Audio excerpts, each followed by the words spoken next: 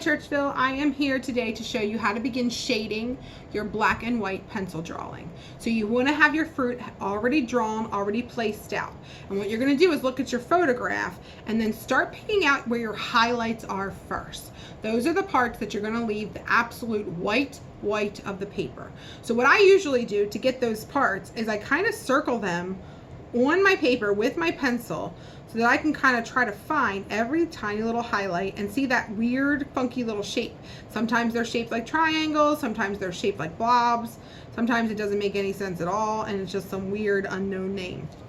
Once those highlights are done, you want to then very lightly in your piece start shading around those first. So if the highlight is a 1 and it's generally supposed to be the paper choice, mine's generally shaped like a square on the top of the pear, and then I have this weird ovally shape. I'm just going to very lightly with my pencil draw those parts in first. Then I'm going to take my pencil and make sure I have that lipstick edge so I can flip my paper over because I want a flat surface. And I just broke my pencil, so that's going to be great. I'm going to flip this over and very lightly start shading around that area. So I'm building up from a 0, where it's the white of the paper, to that extremely light 1, all the way around that. And then when I look at here, it gets a little bit lighter and almost like a circular shape, or a little bit darker around that, so I can start to shade that in area in. The basic idea is that I'm putting in layers of graphite, which is pencil, to help build up my layers. And then as I move down, I can see that it starts to get a little bit darker, so I can press a little bit harder with my broken pencil. I can't believe this is actually working. And build up layer after layer. When I am shading with pencil, I like to use little tiny circle motions so that I don't get the brush strokes, so to speak, or my pencil strokes in the same direction, and it makes it easier when I do want to finally bump up a value, that I can make it a little bit lighter or a little bit darker as I need it. You should never, if you are shading, need to go back in and erase something to make it lighter. If you need to make it lighter, you need to apply the lightest value first and always build up. When you erase, you're actually smearing the paper with the oils that are on the eraser, the oils that are on your hand, and that'll affect the way that things are shaded. So I start applying this basic layer, and then I need a pencil.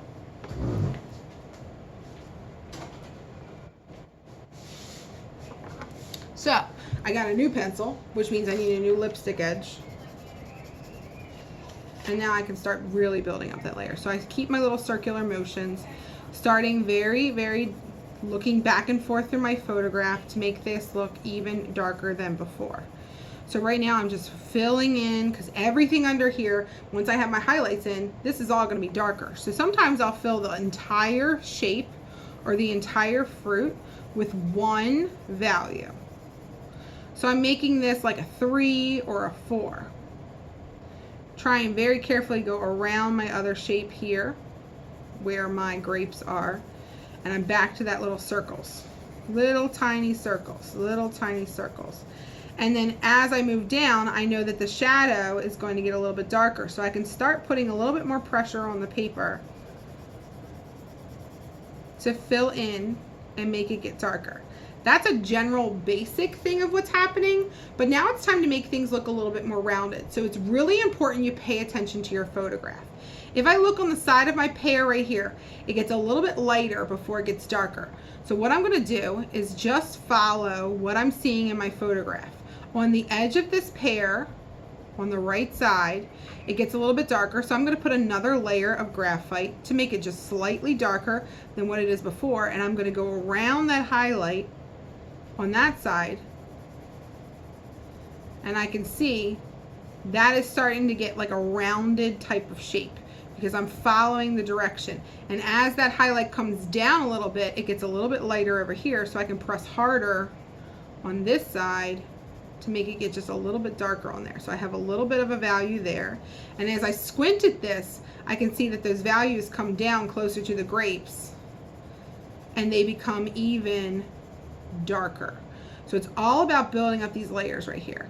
When I look at the fruit here, right where it's touching these other two grapes, I see it get extremely dark. There's not a lot of contrast between this grape and this. This grape is even lighter, which means I have to bump my value up around the grape, almost like I'm creating a shadow for the grape, like an outline, if you will. But if I were to leave it just flat black to this medium gray that's like a 2, it would look very bizarre. So I've got to make it go from like a 5 and blend it out so it generally gradually changes from a 5 to a 4, down to a 3, down to a 2, and then back to whatever that base value was. That's going to happen all over that fruit, and that's how you start to see it get light to dark. It does the same thing on my left side of my pear. My light source is actually coming from the top and going down the middle, so the middle of my fruit's a little bit lighter. This top part of my fruit is a little bit darker. So again, I'm going to make the outside edge, now that I have that beautiful lipstick edge, I can shade a little bit faster. And I'm going to make it get darker as it comes down here. And look at that shadow, and there's a tiny bit of a reflected light there, so it actually gets a little bit lighter at the very bottom. Back to that dark.